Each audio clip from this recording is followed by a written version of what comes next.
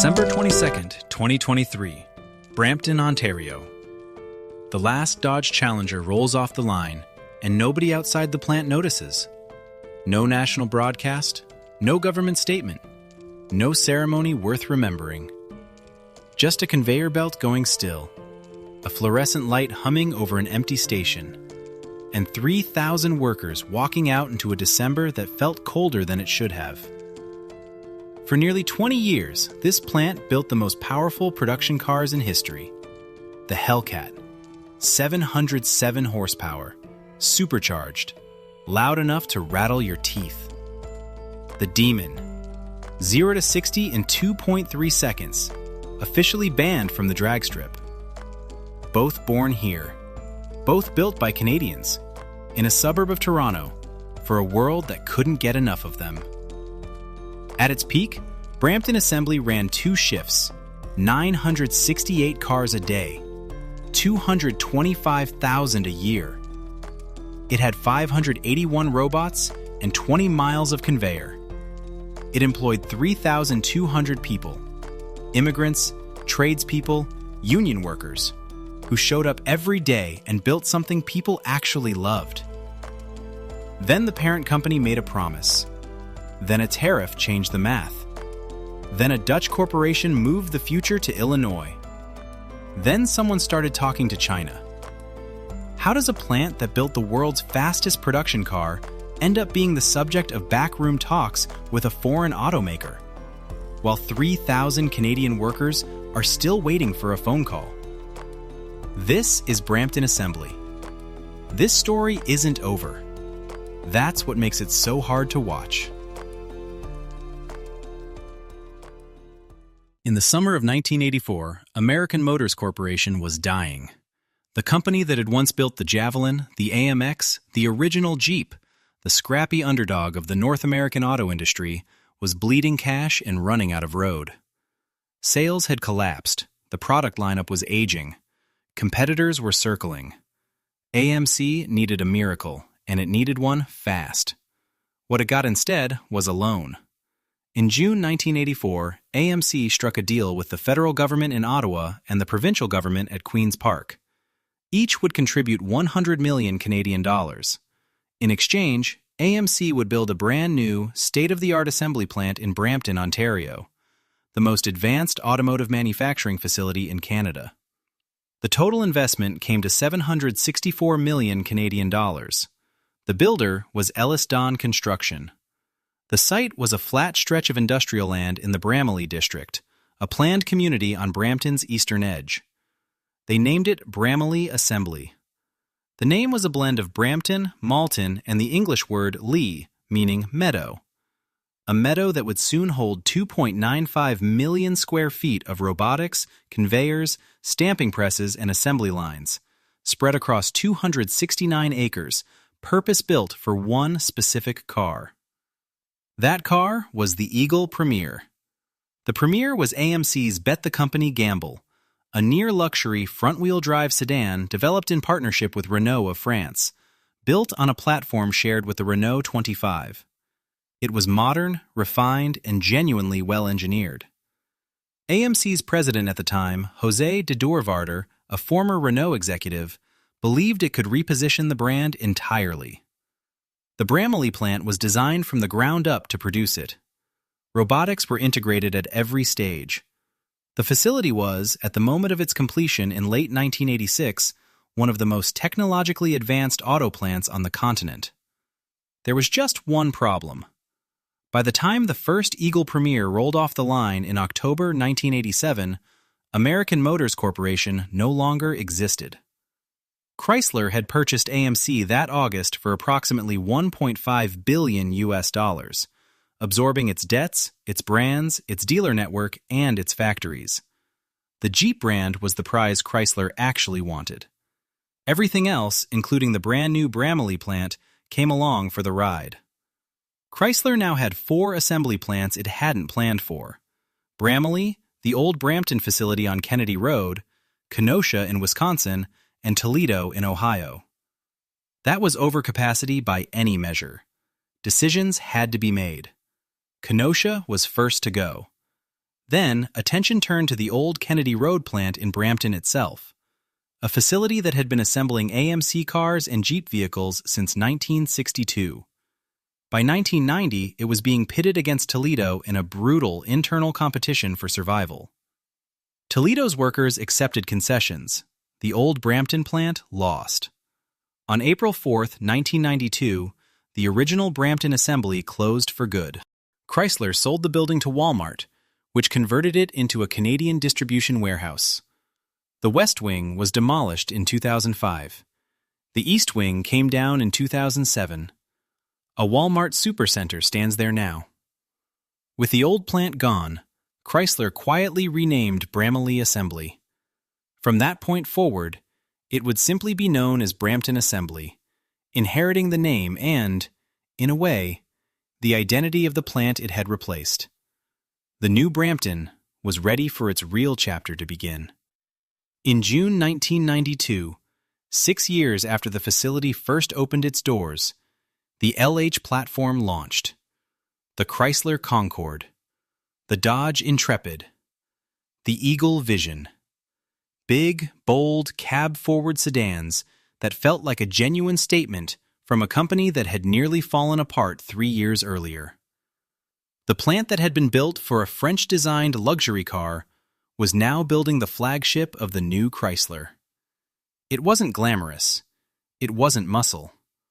But it worked. What nobody on the floor knew in 1992 was that the real identity of Brampton Assembly, the one that would define it forever, hadn't arrived yet. That was still 12 years away. And it would announce itself with the roar of a supercharged V8. Through the 1990s, Brampton Assembly did its job quietly and well. The LH sedans, Concorde, Intrepid, Vision, sold in respectable numbers and gave Chrysler a credible presence in the full-size family car segment. In September 1997, the second-generation versions rolled out. In April 1998, the Chrysler LHS and the 300M followed. The 300M in particular carried a certain elegance, a sporting, European-influenced sedan that reviewers praised and buyers responded to. Brampton was building Chrysler's best cars, even if nobody outside the industry was paying close attention to where they came from. But the sedan market was softening. SUVs were eating everything. And inside Chrysler's product planning rooms, a different conversation was beginning. It started with Bob Lutz, the legendary executive, part engineer, part provocateur, entirely convinced that the American auto industry had lost its nerve, had been pushing for a return to rear-wheel drive for years. His argument was simple. Front-wheel drive made sense for economy cars. It did not make sense for cars that were supposed to make you feel something. Chrysler had the heritage. It had the engineering capability. What it needed was the courage to act on it.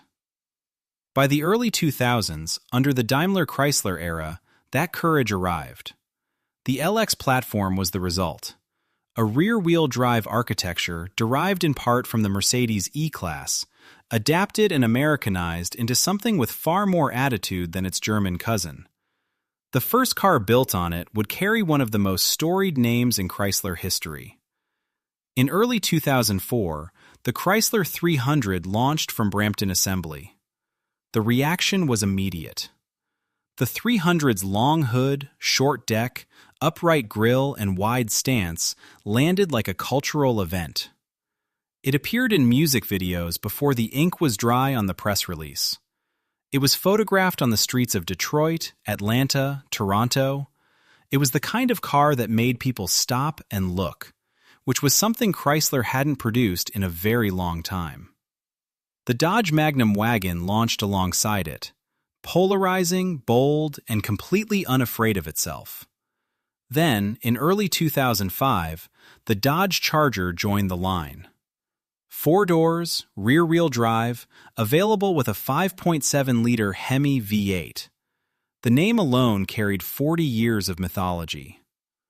On the floor at Brampton, workers who had spent a decade building sensible sedans were now building something they wanted to drive home.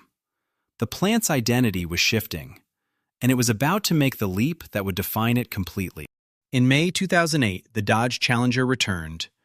33 years had passed since the original muscle car era ended. An entire generation had grown up never hearing a new Challenger engine turn over.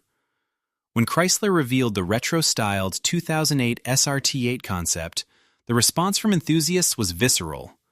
Not nostalgic exactly, but something deeper. A feeling that something real had been taken away and was now, improbably, being given back. Brampton Assembly built the first one. The 2009 Challenger SRT8, 6.1 liters, 425 horsepower, wide hips and a long nose that quoted the 1970 original without apology, came off the line in May 2008. The base Challenger followed in August. Within weeks, allocation lists at Canadian dealerships stretched months into the future. For the workers on the floor at Brampton, something had changed. These weren't appliances. These were cars people had feelings about. Buyers drove from hours away just to see one in a color they hadn't considered. Some brought their fathers. Some brought their kids. Some came alone, stood in the showroom for a long time, and didn't say much. The lineup continued to grow. The Dodge Charger SRT with a 392 cubic inch engine launched in December 2010. The third-generation Chrysler 300 rolled out in January 2011. Brampton was running 2 full shifts. Employment climbed toward 3,200. The plant earned world-class manufacturing bronze status, first in 2015, recognized again in 2016, for measurable improvements in productivity, quality, maintenance, and safety.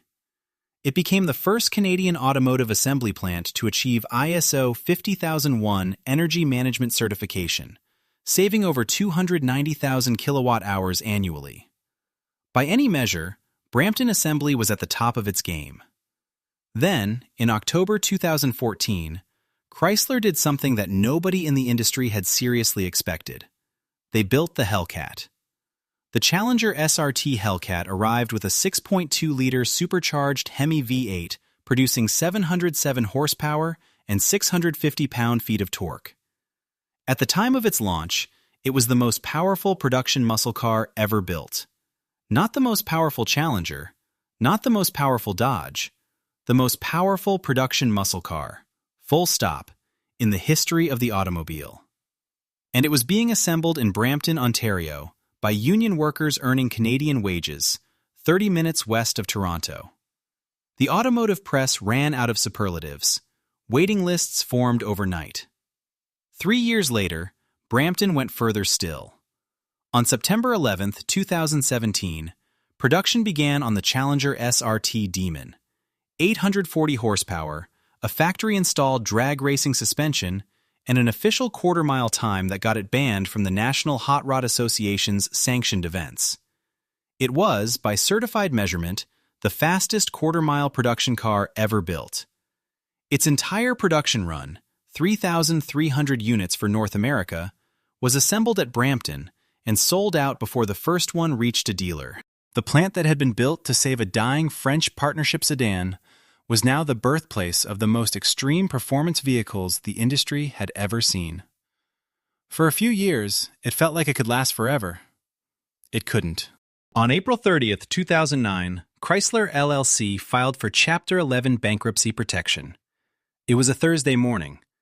By the time the markets opened, the company that had built the 300, the Charger, and the Challenger, the company whose name was on the deed at Brampton Assembly, had ceased to exist as a legal entity. 46,000 employees across North America woke up that day without a clear answer to the question of whether they still had a job. At Brampton, production didn't stop immediately. The courts allowed operations to continue while a restructuring deal was negotiated. But the workers on the line understood what bankruptcy meant. They had watched GM go through the same process weeks earlier. They knew that plants got closed in bankruptcy, commitments got canceled, promises made in better times became liabilities to be shed. What saved Brampton wasn't loyalty or legacy, it was geography and product timing. The LX platform cars, the 300, the Charger, the Challenger, were among the few Chrysler products generating genuine consumer enthusiasm in 2009. Killing them mid-cycle would have been commercially catastrophic. So the plant survived. But the ownership that emerged from bankruptcy was fundamentally different from anything that had come before. Fiat S.p.A. took a controlling stake in the reorganized Chrysler Group LLC. Sergio Marchionne, the chain-smoking, sweater-wearing executive who had already rescued Fiat from near collapse, flew to Auburn Hills and began making decisions at a speed that left the old Chrysler management struggling to keep up. By 2014, the full merger was complete. Fiat Chrysler Automobiles, FCA, was born. For Brampton workers, the name on the check had changed 4 times in less than 30 years. AMC Chrysler, Daimler Chrysler, Cerberus Capital, Fiat Chrysler. Each transition brought restructuring reviews, plant assessments, and quiet conversations in boardrooms far from Ontario about which facilities were essential and which were expendable. Brampton kept surviving, but the reasons were getting thinner. In January 2021, FCA merged with Groupe PSA, the French conglomerate that owned Peugeot, Citroën, and Opel, to form Stellantis. The new company was headquartered in Amsterdam. Its CEO was Carlos Tavares, a Portuguese executive with a reputation for aggressive cost-cutting and a stated belief that the global auto industry had too many factories and too many nameplates. Brampton was now one node in a 14-brand global manufacturing empire run from the Netherlands. Meanwhile, the world outside the plant gates was changing faster than at any point since the industry's birth. California's zero-emission vehicle mandates were tightening. The European Union was moving toward a 2035 ban on new internal combustion engine sales. The Biden administration was offering billions in incentives for EV production on American soil. Stellantis, facing regulatory pressure on both sides of the Atlantic, had published its Dare Forward 2030 strategic plan, which was unambiguous about one thing: the era of the internal combustion muscle car was ending. The Challenger, the Charger, and the Chrysler 300 were explicitly identified as end of life. No next-generation replacements on the LX platform. No hybrid variants. No stay of execution. Inside Brampton Assembly, the Hellcat era was still in full swing. The cars were still selling. The line was still running. But anyone paying attention to the investor presentations and the strategic roadmaps could see what was coming.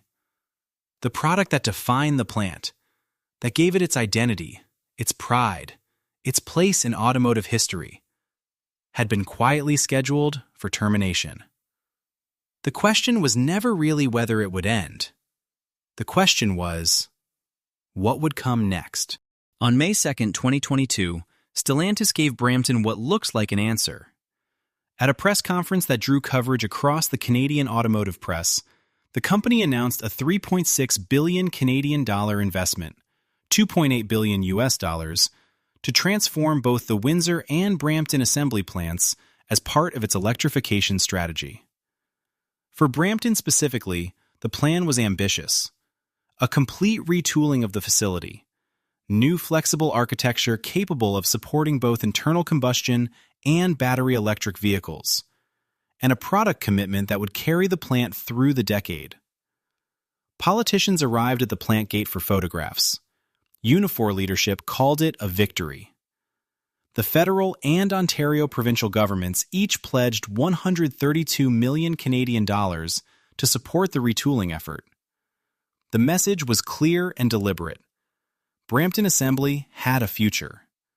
The transition from muscle cars to electric vehicles would be managed, funded, and guaranteed. Workers exhaled. What nobody said out loud at that press conference, what the fine print made evident but the cameras didn't capture, was that the specific product assigned to Brampton had not yet been confirmed. Stellantis said a product announcement would come at a later date. The investment was real. The platform was real. The car that would actually be built there was, for the moment, unspecified. It took another 18 months to name it. In November 2023, the product was finally confirmed. The next-generation Jeep Compass. A compact crossover with internal combustion, hybrid, and battery electric variants would be built at Brampton. The plant would be retooled to receive it. A $1.3 billion Canadian dollar infrastructure transformation would begin in early 2024. The first new Compass was scheduled to roll off the line in late 2025. The same month, Unifor ratified a new 3-year collective agreement with Stellantis. The deal included significant wage increases, improved benefits, an accelerated progression timeline, and, critically, explicit job security language tied to the Brampton retooling commitment. Workers signed it in good faith. The company signed it in good faith. The governments had already written their checks. By December 22, 2023, the last Challenger was gone, and the cranes were moving in. It should have been the beginning of the next chapter. Instead, it was the beginning of the end. Because 3 weeks into January 2025, before the new Compass line had taken shape, before a single new vehicle had been built, Stellantis quietly completed a transaction that almost nobody noticed at the time. The company sold 32 acres of the Brampton property to Dream Industrial Limited for $80 million. 32 acres. Gone.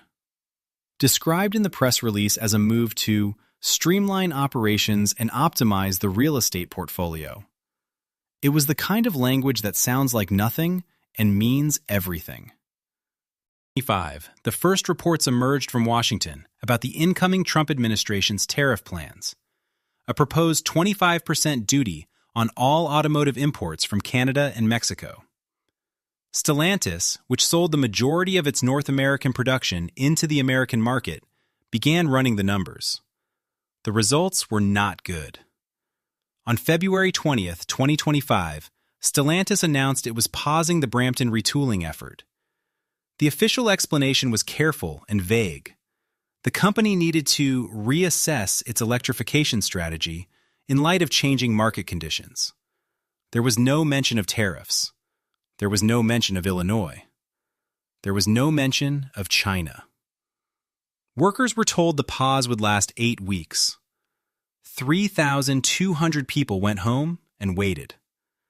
Vito Beato, president of Unifor Local 1285, did not wait quietly. In a statement that cut through the corporate language with uncommon directness, he said, "This is an actual attack on our economy. It's an attack on our auto industry." He was right. He just didn't know yet how much worse it was going to get. 8 weeks, Stellantis had said. 8 weeks became 8 months. And by the time the truth fully emerged, the Jeep Compass that was supposed to save Brampton Assembly was already being built somewhere else. In August 2023, Stellantis did something unusual. With 4 months remaining before the last muscle car rolled off the line, the company opened the doors of Brampton Assembly to a select group of outsiders, automotive journalists, Mopar enthusiasts, and a carefully chosen collection of people who had spent their careers loving the cars this plant produced. It was an invitation-only farewell, a final tour, the kind of event a company stages when it knows something is ending and wants to mark the moment before the moment disappears entirely. The visitors walked the floor and watched Challengers being born. They saw the body panels arrive from the satellite stamping plant next door. Hoods, doors, fenders, roof lines, each one pressed from raw sheet metal and delivered by automated guided vehicles to the assembly line. They watched robots apply adhesive in patterns so precise and repeatable that no human hand could match them. They saw workers at their stations, some of whom had been doing the same job for 15 or 20 years, fitting interiors, torquing bolts, running quality checks with the quiet efficiency of people who have done something so many times that the motion has become instinct. The official Stellantis language for the event was careful and warm. The plant was described as the birthplace of automotive legends. The years from 1986 to 2023 were framed as a legacy worth honoring. Journalists were offered the chance to order vehicles and watch them being built on the spot, a gesture that was part publicity, part eulogy. What the cameras captured was something more complicated than celebration. Workers posed for photographs next to the cars they had spent years building. Some smiled, some didn't. Many had been on this floor for longer than the Challenger had existed in its modern form. They had built the Concorde and the Intrepid in the 1990s, transitioned to the 300 and the Charger in the 2000s, been there the morning the first Hellcat came off the line in 2014. They had watched the cars get faster and louder and more extreme with each cycle, and they had understood, in the way that people who build things always understand, that what they were making mattered to someone beyond the factory walls. Now they were being asked to smile for a farewell photo. The retooling had been promised. The Jeep Compass was coming. Management had said so. The union agreement said so. The government commitments said so. And yet, standing on a floor that was about to go silent, watching a line that had built the world's fastest production car prepare to shut down, it was difficult for anyone present to feel entirely certain about what came next. Some of the workers said so, quietly, to the journalists who asked. The journalists wrote it down and moved on. December 22nd, 2023 arrived the way last days always do, faster than expected and ordinary in ways that feel wrong in retrospect. The final shift ran like every other shift. The line moved at its standard rate. The robots did what robots do. Workers arrived at their stations, clocked in, and did the jobs they had always done. There was no announcement over the intercom marking the occasion, no countdown clock on the wall, just the accumulated weight of knowing, shared by everyone on the floor, that when this shift ended, it was finished. The last vehicles off the line were a Dodge Challenger, a Dodge Charger, and a Chrysler 300. The three models that had defined the plant's final and most celebrated chapter. The specific build details of those last units, colors, trims, destinations, were not made public by Stellantis. In the muscle car community, there is ongoing discussion about where they went and who has them. That uncertainty is fitting. The last cars built at a plant that defined an era deserve a mythology. What is documented is the silence that followed. 3,200 workers processed their layoff notices in the days that followed. The notices were framed as temporary, consistent with a retooling shutdown, the kind of gap that workers in the automotive industry understand and plan around. EI claims were filed. Holiday plans were made. Most people expected to be back by late 2025, when the new Compass line was projected to begin production. In the meantime, the cranes arrived. The old muscle car line, the conveyors, the fixtures, the tooling that had been configured specifically to build rear-wheel drive LX platform vehicles began to come apart. 20 miles of conveyor, 581 robots, many of them reconfigured or removed entirely. The stamping dies that had shaped the hood of every Challenger built since 2008 were pulled and cataloged. The floor that had produced the Demon, the car that broke drag strip records and sold out its entire production run before a single unit reached a dealer, was being stripped back to bare concrete. Retooling is always violent in its own quiet way. A factory does not transition between identities gracefully. It is dismantled and rebuilt, and in the interval, it is neither what it was nor what it will become. It is just empty space and ambient noise, and the memory of what used to happen there. Through the early weeks of 2024, the work proceeded on schedule. The 1.3 billion Canadian dollars transformation was underway. Federal and provincial government funding was flowing. Unifor was monitoring the timeline.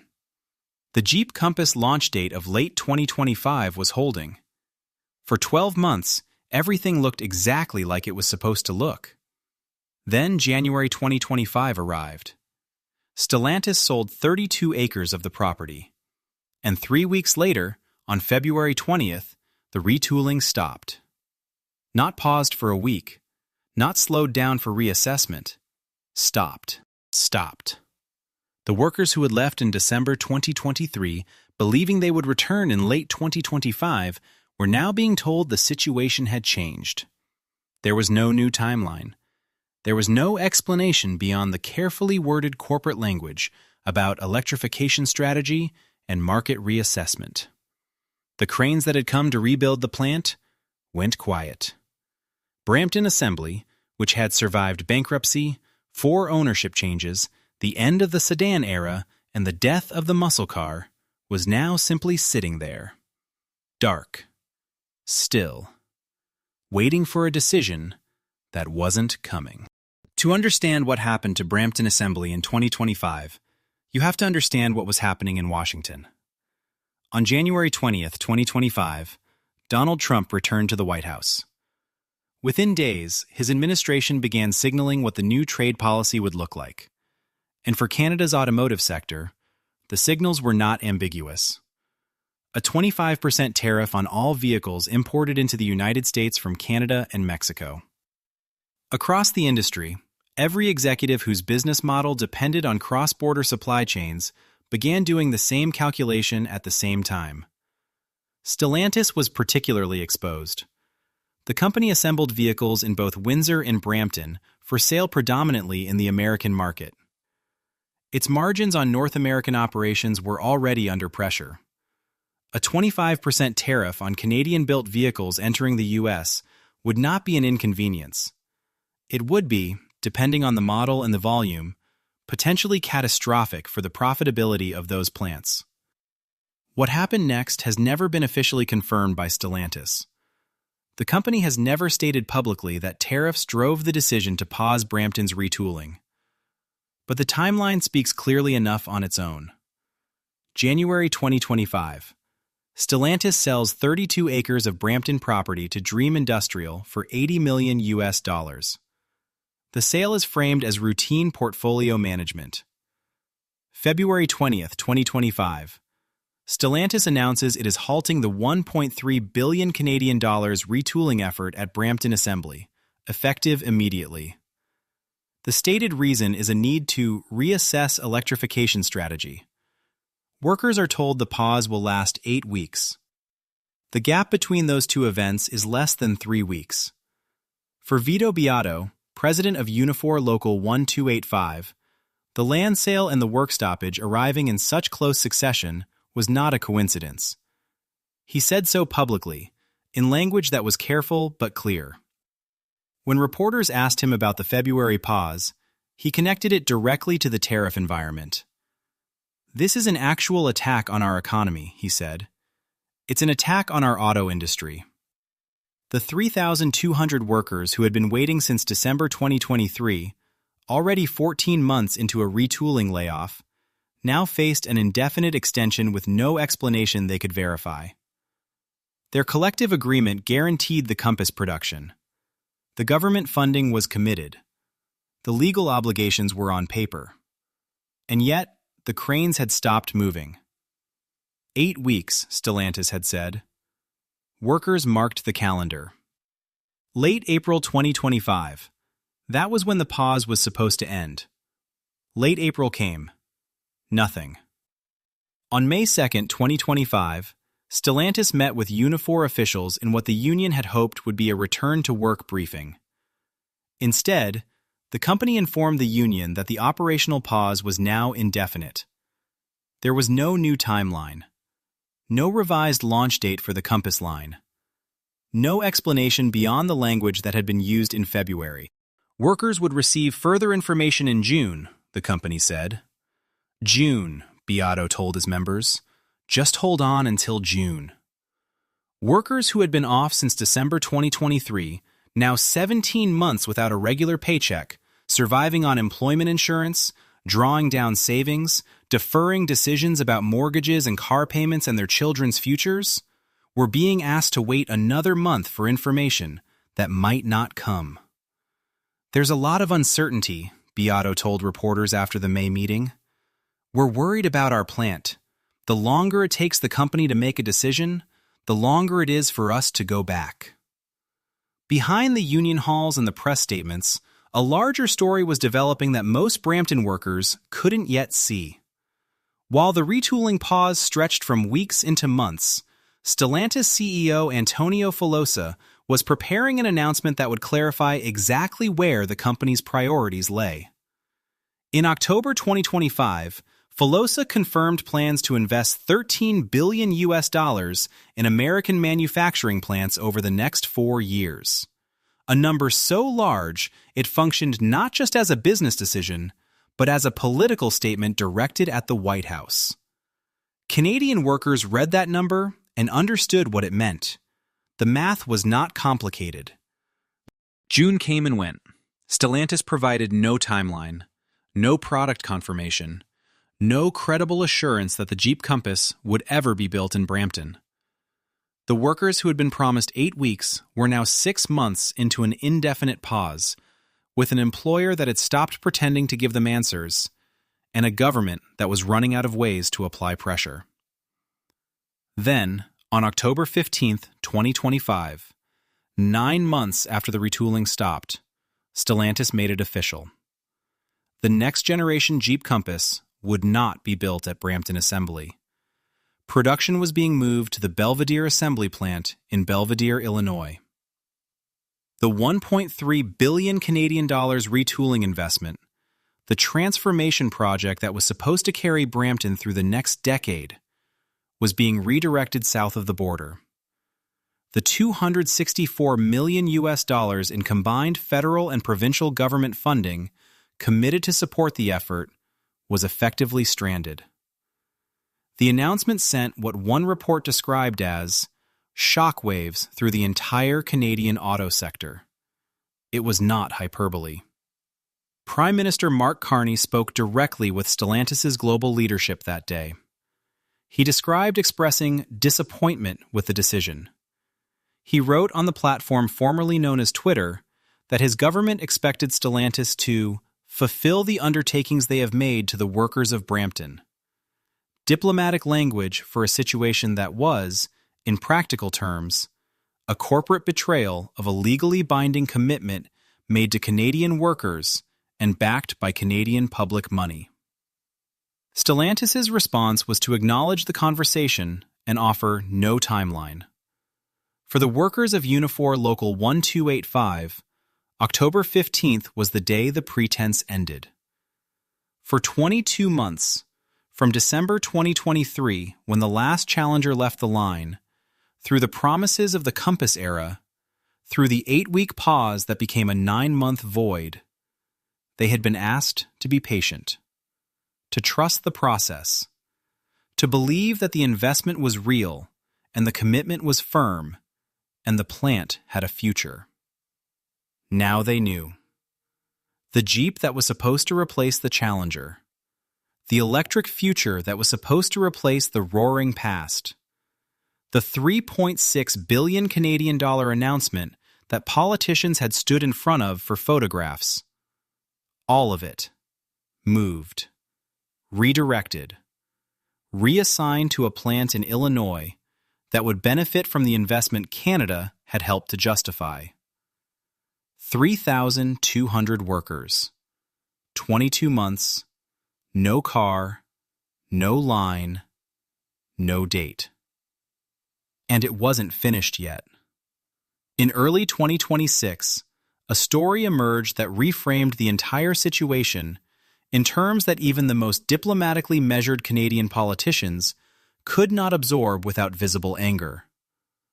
Bloomberg reported that Stellantis was in preliminary talks with a Chinese automotive manufacturer about the possibility of assembling Chinese-designed electric vehicles at the idle Brampton facility.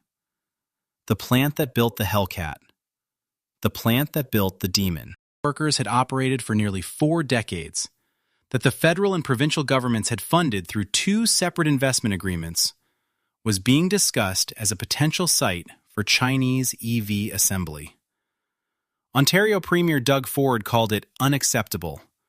Federal Minister Melanie Joly announced that the government was serving Stellantis with a formal notice of default on its investment obligations. The political response was swift and loud. Stellantis issued a statement repeating its commitment to reopening the Brampton plant and finding a new product to build there. Days later, the company laid off 20 additional non-union staff at the facility. The message those two actions sent in combination was not one that inspired confidence. As of April 2026, Brampton Assembly remains dark. The retooling equipment installed before February 2025 sits incomplete. The 269 acres on Williams Parkway East, minus the 32 that were sold to a real estate trust, are generating no vehicles, no wages, and no return on the $250 million of public money invested in their transformation. 3,000 workers are still waiting. They have been waiting for 28 months. And the company that employs them still has not told them what, if anything, they are waiting for. Brampton is not a city that asks for sympathy. It is one of the fastest-growing cities in Canada, 650,000 people, a population that has more than doubled since the 1980s, built almost entirely by immigration. South Asian communities, Caribbean communities, Filipino communities, East African communities. Wave after wave of people who came to this country with professional credentials that weren't recognized, language barriers that took years to dissolve, and a willingness to take the work that was available while they built something more permanent. For tens of thousands of those families, the work that was available was at Brampton Assembly. The plant on Williams Parkway wasn't just an employer, it was a specific kind of opportunity. Unionized, skilled, relatively well-paid, accessible without a university degree, and stable in the way that only a large industrial employer with government backing can be stable. A job at Brampton Assembly meant a mortgage was possible. It meant a car payment was manageable. It meant school fees for the kids didn't require a second job. It meant, for families who had arrived in Canada with very little, the beginning of something that looked like security. The workforce reflected the city around it. The people who built the Hellcat and the Demon, who ran the stamping presses and operated the robots and torqued the bolts on cars that drag racers in Texas and collectors in California would eventually pay premium prices for, were, in large proportion, immigrants and the children of immigrants. They built the symbol of American muscle. Most of them had never been to Detroit. There is something worth sitting with in that fact.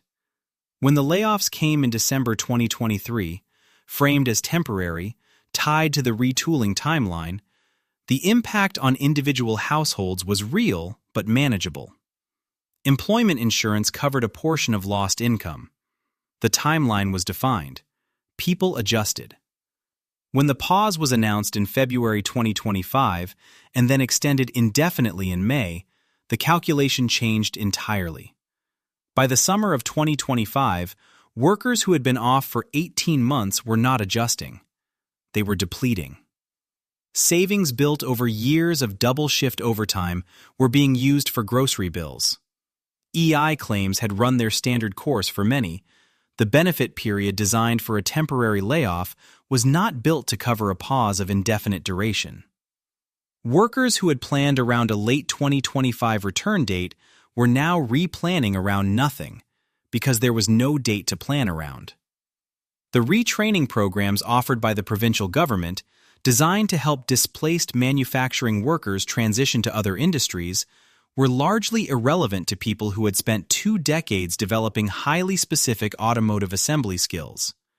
A stamping press operator with 20 years of experience and a pension vested at Brampton Assembly is not easily retrained for a call center or a distribution warehouse. The skills are real. The problem is that the industry that valued them has gone quiet. Mortgage deferrals, drawn down RRSPs, adult children moving back home. The texture of economic disruption is always the same, regardless of the cause. It is intimate, cumulative, and invisible to anyone not living inside it.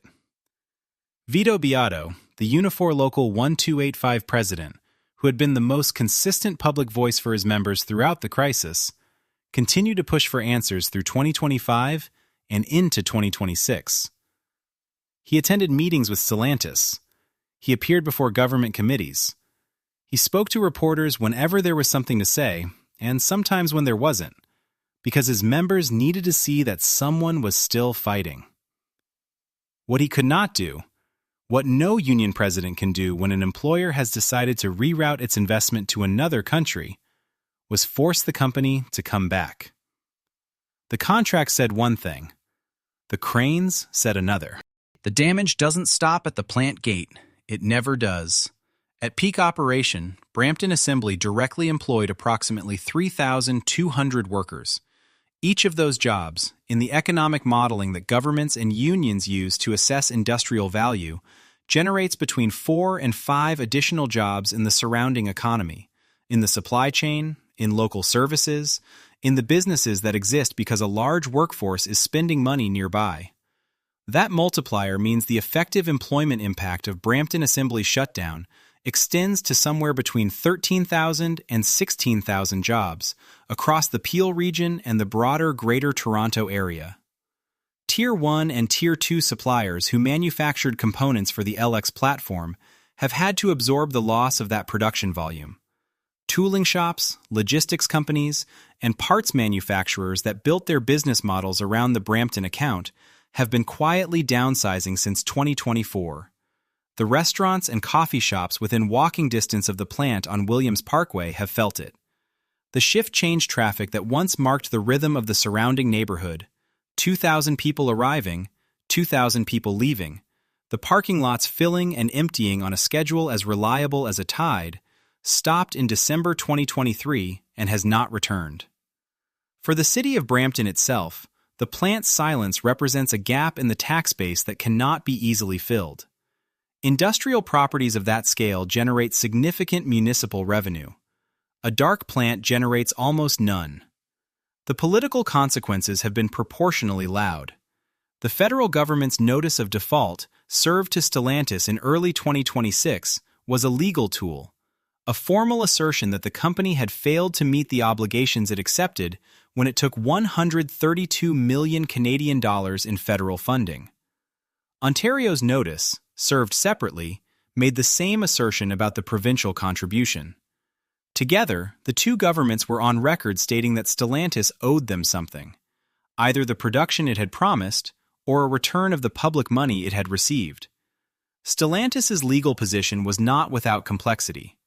The company could argue that the tariff environment represented a force majeure situation, that external conditions beyond its control had made the original commitment economically unviable. Whether that argument would survive legal scrutiny in a Canadian court was a question that remained unanswered as of April 2026, with both governments signaling they intended to pursue recovery of the public funds. Premier Doug Ford, whose government had championed the Stellantis investment announcement as evidence of Ontario's strength as an automotive jurisdiction, found himself in the uncomfortable position of demanding accountability from a company he had publicly celebrated. His statement that the Chinese EV talks were unacceptable carried genuine force, but it also raised a question that Ford and his federal counterparts could not entirely avoid. If a foreign headquartered corporation can accept hundreds of millions in Canadian public funding, sign a legally binding production agreement with a Canadian union, and then redirect that investment south of the border in response to pressure from a foreign government, what exactly does Canadian industrial policy protect? It is a question that the workers of Unifor Local 1285 did not need a policy brief to answer. They had been living the answer for 28 months. In March 2026, Stellantis repeated, once again, its commitment to reopening the Brampton plant and finding a new product to build there. The statement was welcomed cautiously by Unifor. The same week, the company laid off 20 additional non-union staff at the facility. The workers waiting at home read both pieces of news and did the only thing left to do. They waited. On Williams Parkway East, the plant sat in the particular silence of a place that was built to be loud. A silence that is not peaceful but expectant, not empty but suspended, as though the building itself is holding its breath for an answer that has not yet arrived. There is a number that sits at the center of this story and does not move. 264 million Canadian dollars. That is the combined total of public money. 132 million Canadian dollars from the federal government, 132 million Canadian dollars from the province of Ontario, committed to the retooling of Brampton Assembly for the production of the next generation Jeep Compass. It was not a subsidy in the loose sense of the word. It was a structured investment, tied to specific production commitments, backed by a collective agreement, and announced with the full ceremonial weight of 2 levels of government standing in front of cameras and telling Canadian workers that their plant had a future. That money did not build a single car. It funded the beginning of a retooling process that was halted before completion, in a plant that is now being discussed as a potential site for Chinese EV assembly, while the product it was meant to produce is being built in Illinois. The cranes came and stopped. The old line came down, and the new one never went up. The 264 million Canadian dollars sits somewhere in the accounting of a Dutch-headquartered conglomerate as a sunk cost, a line item in a restructuring that prioritized American market access over Canadian contractual obligations. For the workers, the number that matters more is simpler. 28 months. From December 22, 2023, to the time of writing in April 2026, 28 months without a production line. Without the work that defined their professional lives, anchored their household finances, and connected them to a community of people who had built something genuinely extraordinary together. 28 months of EI claims and depleted savings and retraining programs that didn't fit, and government statements that promised accountability without delivering resolution. 3,200 people. 28 months. 1 plant. 0 cars. The cars themselves deserve a moment. Whatever happens to Brampton Assembly, whether it reopens for a new product, whether it becomes a Chinese EV facility, whether it sits idle until someone makes a decision, the cars it built in its final chapter are already history. The Dodge Challenger, the Dodge Charger, and the Chrysler 300 are gone from global production. Stellantis has confirmed there are no plans to revive them in their current form. The Hellcat engine, the supercharged 6.2-liter Hemi that produced 707 horsepower and defined an era of deliberately excessive, unapologetically loud American performance, has been retired. The last one was built in Brampton. That fact will not appear on any government investment report or corporate restructuring filing. It will not be cited in the notice of default or the legal proceedings that may follow. But it is true, and it is the kind of truth that outlasts the policy documents. Brampton Assembly built the last Hellcat. It built the last Demon. It built the last Challenger. The full sweep of automotive history, the century-long story of the internal combustion engine and the culture it generated. Brampton, Ontario is where that particular chapter ended. The workers who built those cars understood what they were making. The enthusiasm wasn't manufactured. The pride wasn't corporate messaging. When the Demon sold out its entire production run before a dealer took delivery of a single unit, the workers on the floor at Brampton knew they had made something that people genuinely wanted. Something rare enough and powerful enough and culturally resonant enough to command a premium the moment it existed. That is not nothing. That is, in fact, a great deal. And it was produced by immigrant workers in a suburb of Toronto, in a plant that was built with public money to save an American company, that was sold to another American company, that was merged into an Italian company, that was absorbed into a Dutch-French-American conglomerate, that ultimately decided the plant's future was less important than its relationship with the White House. The story of Brampton Assembly is, in one reading, a story about cars. In another reading, it is a story about what happens when a country repeatedly uses public money to support private industrial investment without retaining the leverage to protect what it builds. Brampton is the fourth chapter in a story that Canadians should by now recognize. GM St. Therese, GM Oshawa, CAMI in Ingersoll, Brampton. 4 plants, 4 communities, 4 moments when a major automaker accepted government support, made production commitments, employed thousands of workers, and then, when the economics shifted, or the politics changed, or a boardroom in another country made a different calculation, reduced or ended its Canadian footprint. The pattern is not a conspiracy. It is not the result of any single villain or any single decision. It is the predictable outcome of a structural arrangement in which multinational corporations hold the production assets, governments hold the checkbooks, and workers hold the consequences. Each time a Canadian auto plant closes or idles, the same sequence plays out. Government officials express disappointment. Union leaders demand accountability. Press releases are issued.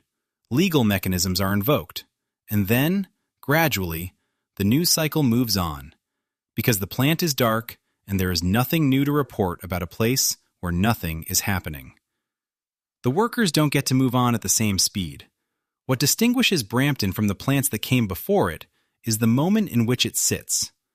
The GM St. Therese closure in 2002 happened in a different trade environment, before the full weight of electric vehicle transition was bearing down on the industry.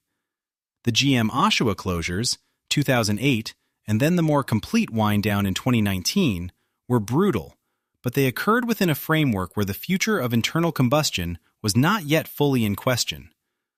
CAMI in Ingersoll became a cautionary tale about the specific fragility of electric vehicle commitments in an incentive-driven market. Brampton is all of those stories simultaneously. It is a plant that lost its legacy product to electrification pressure, was promised an EV future with public money, and then had that future taken away by a geopolitical trade conflict that had nothing to do with the quality of its workers or the viability of its infrastructure.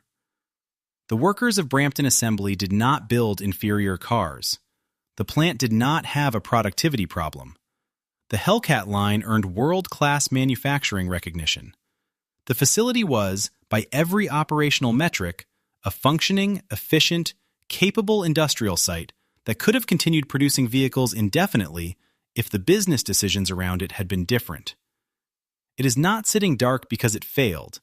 It is sitting dark because it was useful to someone until it wasn't, and the agreements designed to protect it were not strong enough to override the calculations of a corporation operating across 14 time zones. That is the lesson of Brampton. Not a lesson about electric vehicles, or tariffs, or Chinese automakers, or Dutch conglomerates, though all of those things are part of the story. The lesson is simpler, and older, and more uncomfortable. Public investment without enforceable sovereignty is not industrial policy.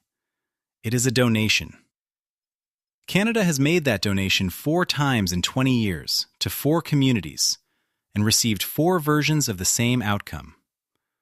The question, the one that politicians are currently debating in the language of default notices and trade retaliation and national auto strategies, is whether the 5th time will be different. Whether the lesson of Brampton will produce policy that retains real leverage. Whether the next foreign automaker that accepts Canadian public money to build a Canadian plant will face consequences serious enough to change the calculation when the tariffs change or the boardroom priorities shift.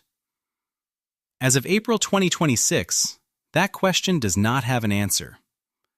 What it has is Brampton Assembly. 269 acres on Williams Parkway East, minus the 32 that were sold before the retooling stopped.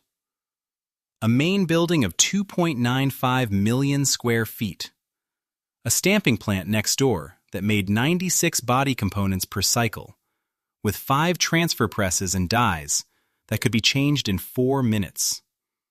20 miles of conveyor that once carried Challengers and Chargers and 300s, from raw metal to finished vehicle, now going nowhere. Somewhere in that building, the infrastructure of an unfinished transformation sits waiting. The partial retooling for a Jeep Compass line that was never completed. A half-built future suspended in industrial amber. And somewhere in Brampton, in the subdivisions and townhouses and semi-detached homes that surround the plant, in the communities that immigrant families built on the wages this factory paid, a man is in his driveway on a Saturday morning, waxing a Challenger. Maybe it's a Hellcat. Maybe it's a Demon, one of the 3,300 ever made.